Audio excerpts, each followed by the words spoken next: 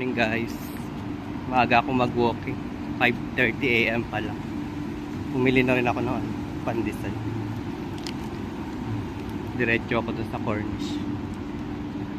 Maaga pa na, mainit na ang singaw. Ay naman lang, walang araw pa. Ayan, daming bisikleta. Madilim pa oh.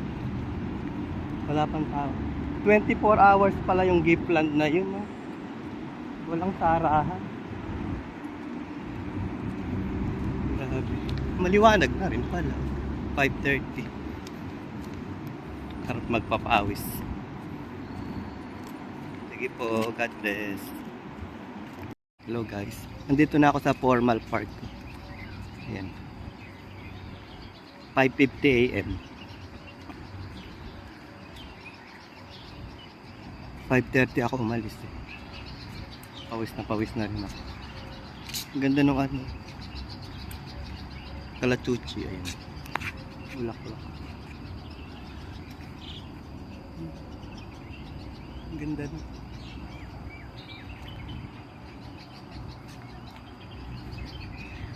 Dito yan sa may malapit to sa may duck fountain.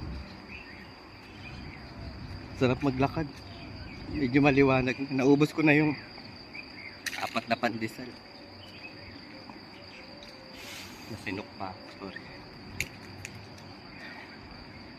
Sarado pa pala yung fountain. Gantong oras. May mga ihawan din. Ito yun. Ihawan. Ayun yung duck fountain. Sarado pa yung tubig niya. Kita niya? Tapos gagawin ako doon sa may dagat, maaga pa eh. Makapunta kaya doon sa open beach. Try ko. Tingnan mo yung ibang lahi oh. Ang galing niya mag-exercise oh. Pa-vertical talaga niya. Galing. Sana all nagbe-vertical. Ang galing oh, tagal. Ang galing. Exercise talaga. Yan ang sinasabing exercise. Dito na ako sa may dagat oh. Pero hindi pa ito yung open beach. Kawawa naman yung pusa oh. Nakatulog na to. Ayun, ganda. Ayun, may structure na yun na kulay brown. So may yan, Marina Mall. Gawi ako doon. Gagawi ako doon sa may dagat. Maaga pa. Ay, lakas. Tinamad na ako magpunta doon sa may dagat.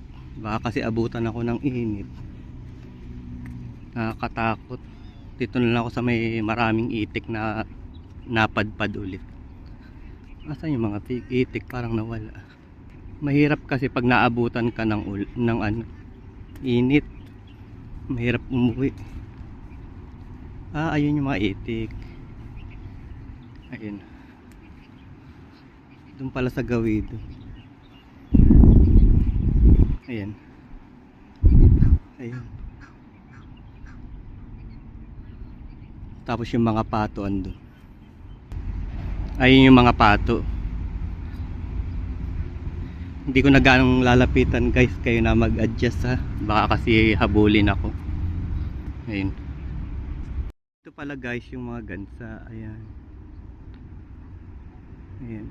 Buti tahimik. Nangahabol minsan yung mga yan. Ayan. Wala yung mga itik.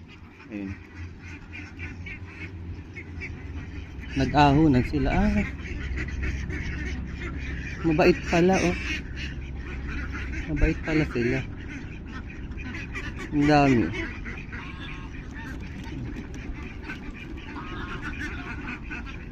Ang daming itik.